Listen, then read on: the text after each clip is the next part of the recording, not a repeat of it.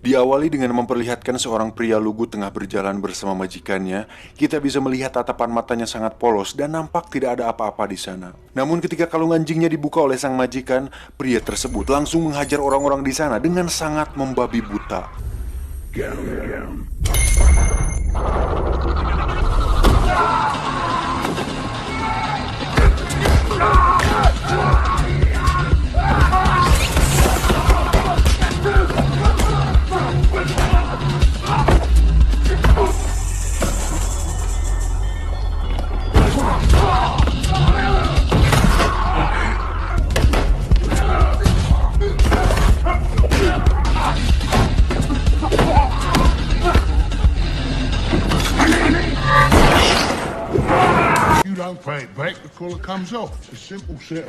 Pria ini bernama Denny, yang merupakan seorang tukang pukul dari seorang rentenir. Saat kalungnya kembali dipasang, seketika Denny kembali menjadi pria lugu dengan tatapan polos dan cenderung nampak seperti seorang yang memiliki keterbelakangan mental.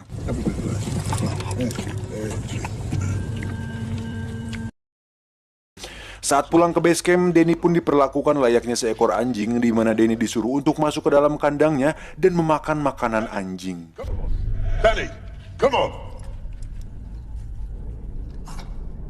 Selesai makan, Denny pun memukul samsak miliknya yang sudah sangat usang, hingga saat Denny memukulnya terlalu keras, samsak tersebut pun robek. Satu-satunya benda yang berharga yang dimiliki Denny adalah sebuah boneka dan buku gambar anak-anak yang selalu dilihatnya sebelum tidur. Dan Denny memiliki ketertarikan kuat terhadap sebuah piano, yang mana itu akan berhubungan dengan masa lalunya yang akan terungkap nanti. Singkat cerita, malam pun tiba. Ketika si bos dan anak buah sedang pesta bersama wanita pengencrot, Denny pun memerhatikannya dari bawah hingga membuat si wanita ketakutan.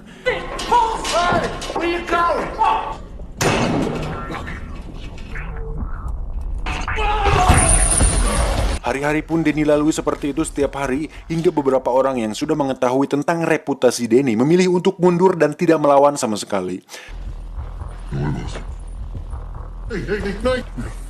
Want this, yeah?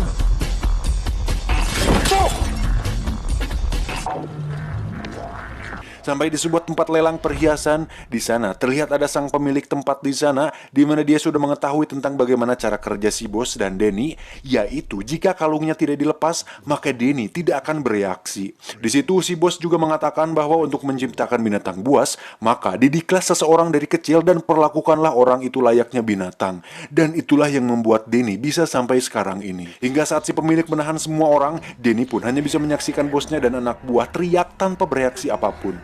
Hal ini cukup masuk akal karena Denny dididik untuk tidak memiliki emosi dan rasa kasih sayang yang membuatnya terbiasa untuk berkelahi saat kalungnya dibuka.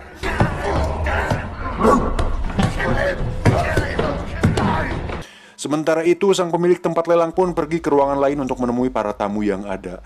Saat si bos dan anak buah selesai disiksa, akhirnya dia mendapat kesempatan untuk membuka kalungnya. Seketika, semua orang pun dihajar sampai masuk ke ruang para tamu.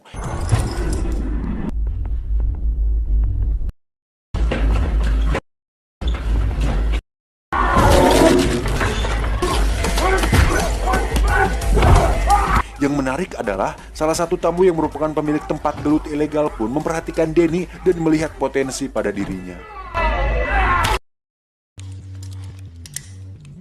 What are you looking at? Just enjoying the show.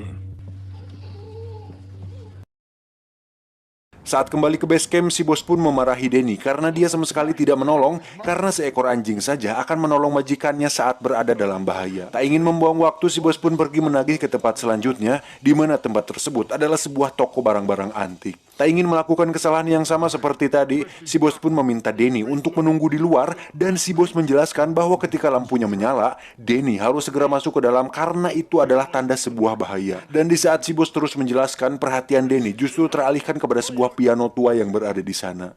Light, door. Light, door. Door. Merasa bahwa Denny sudah mengerti, si bos pun langsung masuk sana untuk menagih. Setiap detik berlalu dan Denny mencuri-curi pandang dengan melihat piano tersebut. Hingga perlahan dia bergeser dan mencoba menekan pianonya. Tiba-tiba, Denny dikagetkan dengan seorang pria yang muncul, di mana itu hanyalah seorang tukang reparasi piano yang sudah tua. Dan lagi-lagi inilah abah saya, yaitu Morgan Freeman. Dalam film ini beliau berperan sebagai Sam yang merupakan pria tunanetra yang lihai bermain piano. Karena tidak bisa melihat, Sam pun terus berbicara seolah Denny adalah orang biasa pada umumnya. Hingga saat Sam meminta bantuan, Denny pun akhirnya berkata, "Yes." You are, aren't you? Yes. Come on. Sam yang seumur hidupnya tidak tahu seperti apa warna kuning itu meminta Denny untuk menekan beberapa nada sembari dia membetulkan kerusakannya. Just relax. A little harder. Press. Oh, wonderful. And excellent. Excellent. Oh, Setelah selesai, Sam pun memainkan piano dengan sangat indah dan itu membuat Denny merasa hidup kembali sama seperti dirinya di masa lalu. New York City. All the great musicians want to play Carnegie Hall. I did too. Ketika terdengar suara tit, tit, tit. Ketika terdengar suara tit, tit, tit, Denny pun segera sadar dan secepatnya lari ke dalam. Namun dia terlambat karena si bos dan anak buah sudah babak belur oleh kliennya. Walaupun si bos geram dan sangat marah kepada Denny, si bos tidak bisa berbuat banyak karena Denny adalah aset baginya. Tak lama datanglah si pria pemilik Fight Club yang bernama Akung untuk menawarkannya kerjasama. Awalnya si bos menolaknya karena itu hanyalah permainan anak-anak, tapi saat mendengar bayarannya cukup tinggi, si bos pun menyetujuinya. Lucrative. Very lucrative. Sampai di sana, Akung pun menjelaskan bahwa hanya ada satu aturan di Fight Club miliknya, dan itu adalah bertarung sampai mati. Dan jika tidak mati, maka dia tidak akan mendapatkan bayaran. So glad you could make it. Dan orang yang memiliki tubuh besar dan seram ini adalah juara bertahan di Fight Club miliknya, di mana dia sudah membunuh puluhan petarung dan berhasil mematahkan ratusan tulang manusia, juga merupakan lulusan dari sebuah penjara paling sadis di Meksiko. Namanya adalah El Rico. Tak ingin membuang waktu dan berbacot ria, si bos pun langsung melepaskan kalungnya dan menyuruh Denny untuk bertarung.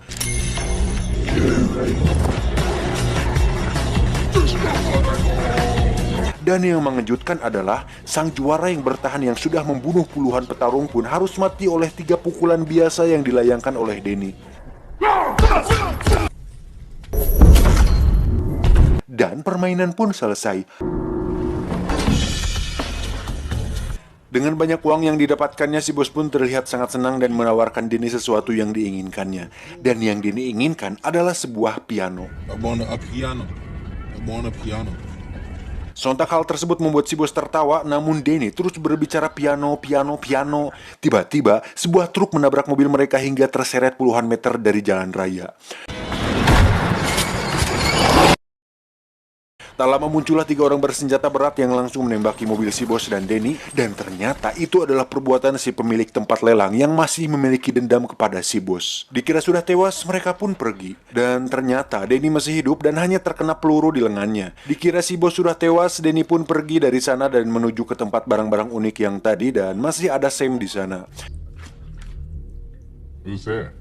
Akibat peluru tadi, Denny pun kehilangan banyak darah, kemudian pingsan. Saat sadar, Denny sudah berada di atas kasur yang ternyata itu adalah rumah paman Sam dan dengan baju yang sudah diganti. Ketika Sam masuk dengan membawa makanan, Denny langsung bersembunyi di bawah kasur. Jones. My name is Sam, remember?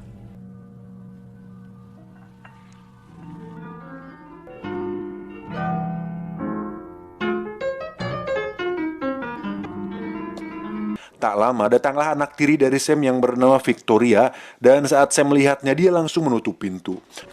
Hi. Does he like to read? Does he like to write? Does he like to draw? He likes music. Cool. Mengetahui Denny suka musik, Victoria pun masuk ke kamar dan memberikannya sebuah piano kecil untuk Denny. See? My name's Victoria. Hingga saat mereka akan makan malam, Denny pun akhirnya keluar dan memutuskan untuk beradaptasi dengan rumah barunya.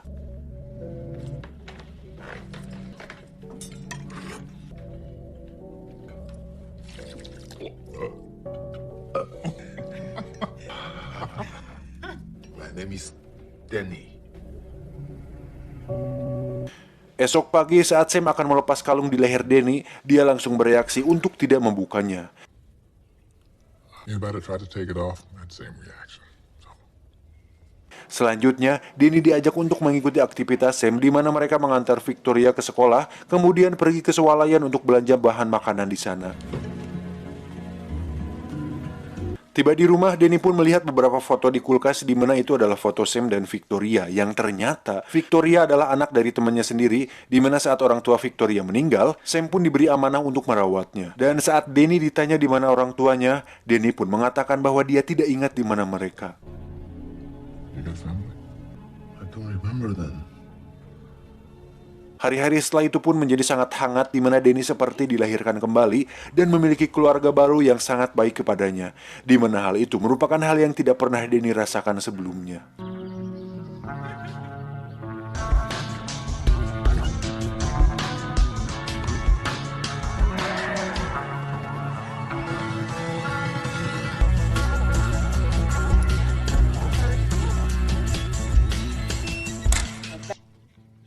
Belongs there.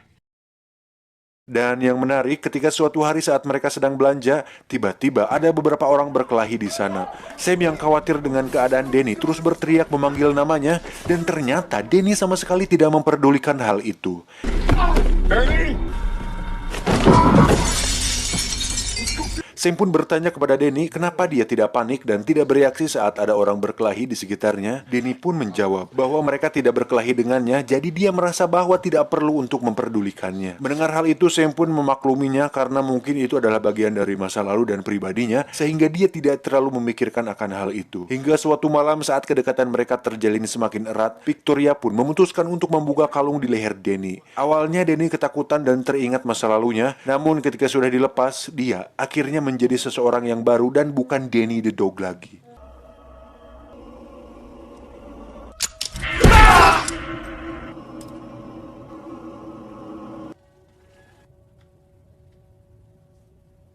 Esoknya, Denny diajak oleh Sam untuk pergi bekerja bersama Sam, di mana mereka berdua menjadi partner yang sangat cukup baik, dan Denny mendapat bagian dari hasil kerjanya itu. Denny bertanya, untuk apa uang itu? Sam pun mengatakan, terserah kau Denny, itu uangmu. Mau beli kondom, tisu, dan berbagai alat pencernaan lainnya, anjing.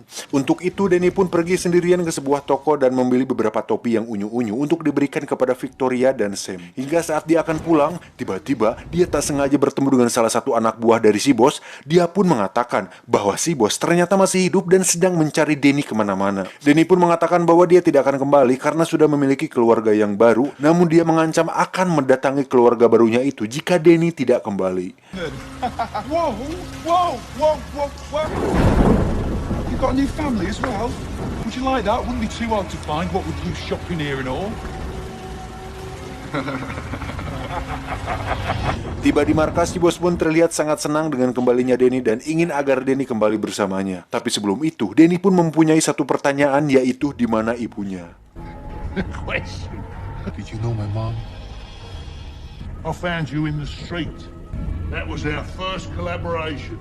Don't dwell on the past. Look to the future. Pada akhirnya Denny kembali menjadi binatang buas, di mana si bos mengajak Denny kembali bertarung di tempat Fight Club waktu itu. Saat pertarungan akan dimulai, Denny terus mengatakan bahwa dia tidak ingin menyakiti orang lain lagi. Gentlemen, to the death. I don't want to hurt people anymore. Excuse me? Not anymore. Anything wrong, gentlemen? Kesal akan hal itu, si bos pun mendorong Denny ke arena hingga dia terpaksa harus bertarung dengan petarung di sana. Dave.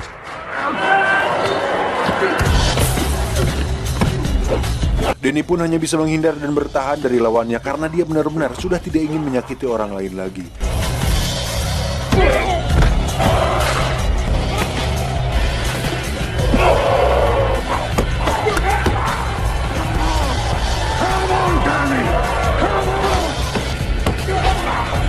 Melihat hal itu, si bos pun melemparkan sebuah senjata agar Denny bisa melawan.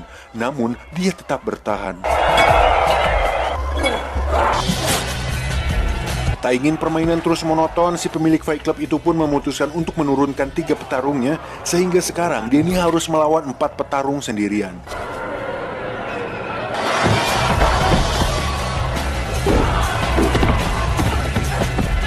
Dari situ Denny semakin dihajar habis-habisan hingga dia terlempar dan hampir tak sadarkan diri.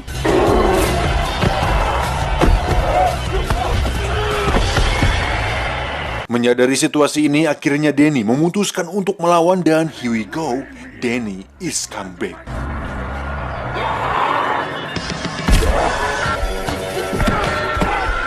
Agar pertarungan lebih seru, mereka pun melemparkan berbagai senjata, namun hal itu tidak membuat Denny kalah dan terus melawan dengan tangan kosong, hingga mereka semua berhasil dikalahkan dengan cara dibuat cedera.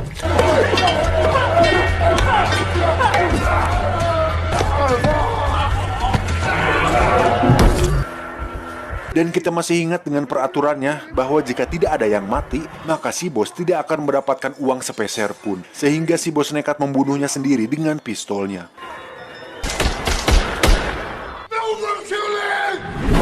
Akibat kejadian itu, Denny pun dihajar habis-habisan dan dilemparkan kembali ke dalam kandangnya. Di sisi lain, Victoria pun mempertanyakan di mana Denny sekarang, dan karena dia mengira bahwa Denny bahagia bersama mereka, Sam pun menjawab bahwa terkadang bahagia saja tidak cukup dan mungkin Denny ingin mencari siapa jati dirinya yang sebenarnya. Sementara itu, Denny terlihat sedang melihat buku miliknya lagi di mana dia menemukan sebuah foto ibunya di sana. Hingga saat si bos sedang melakukan pengecoran bersama seorang wanita, tiba-tiba Denny muncul di sana dan langsung memaksa si bos untuk mengatakan yang sebenarnya. Karena takut, si bos pun menunjukkan foto-foto ibunya dan mengatakan bahwa ibunya seorang pelacur dan telah dibunuh oleh temannya di masa lalu. Dan si bos memutuskan untuk merawat Denny sejak saat itu. I'm sorry I lied to you, Danny. Saat akan pergi bekerja seperti biasa, si bos mengatakan bahwa sebuah keluarga harus dipertahankan apapun yang terjadi. Mendengar hal itu, Denny pun sadar bahwa dia sudah memiliki keluarga sendiri, yaitu Sam dan Victoria, dan keluarga harus dipertahankan apapun yang terjadi. Untuk itu, Denny langsung berontak hingga mobil oleng dan mengalami kecelakaan. Dengan cepat, Denny pergi kembali ke rumah Sam di mana mereka sudah menunggunya di sana. Dengan foto yang dibawa Denny, Victoria pun mencari clue tentang ibunya Denny yang ternyata adalah seorang pemain piano, dan ada beberapa foto murid di sana dengan jendela yang sangat besar. Hingga Sam menyimpulkan bahwa mungkin saja ibu Denny adalah seorang guru piano di sebuah akademi. Untuk itu mereka pun pergi ke sana dan mencari arsip tentang seorang wanita Asia yang pernah mengajar di sana. Sad, really?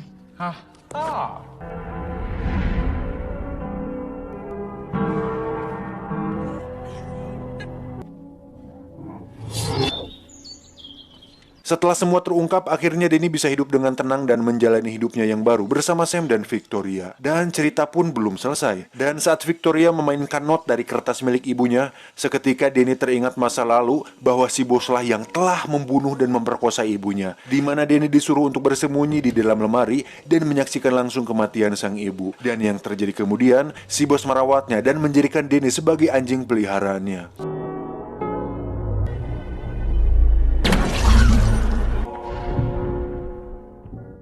Setelah semua terungkap, Denny pun langsung mengajak mereka berkemas untuk pergi dari sana karena bisa dipastikan mereka sudah tidak aman lagi berada di sana. Namun mereka terlambat karena si bos membawa beberapa pasukan dan seorang ahli bela diri yang sudah menunggunya di mobil. Menyadari hal itu, Denny menyuruh Sam dan Victoria bersembunyi di dalam lemari. Denny sendiri langsung menghampiri mereka dan pertarungan pun tak terelakkan. Dan walaupun beberapa orang menggunakan senjata, Denny tetap menang dan berhasil menjatuhkan salah satu pasukan si bos tepat di samping mobilnya.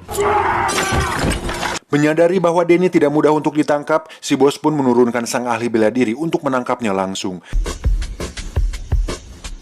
Sementara itu, Denny terlihat sedang dikejar di atas gedung hingga saat tidak ada jalan lain, Denny pun memutuskan untuk masuk ke dalam sebuah gedung tersebut. Tak diduga tiba-tiba muncullah sang ahli bela diri yang langsung menebasnya, namun beruntung bedog atau golok saktinya itu hanya menebas sebagian rambut dari Denny. Dari sini terjadilah pertarungan sengit hingga akhirnya Denny berhasil terlempar keluar dan menyangsang di sebuah kabel kemudian masuk ke apartemen seorang wanita yang sedang mandi junub. Tak mudah menyerah, si ahli bela diri pun langsung menyerangnya dan terjadilah pertarungan di tempat sempit yang membuat temboknya rusak terkena pukulan dari mereka berdua.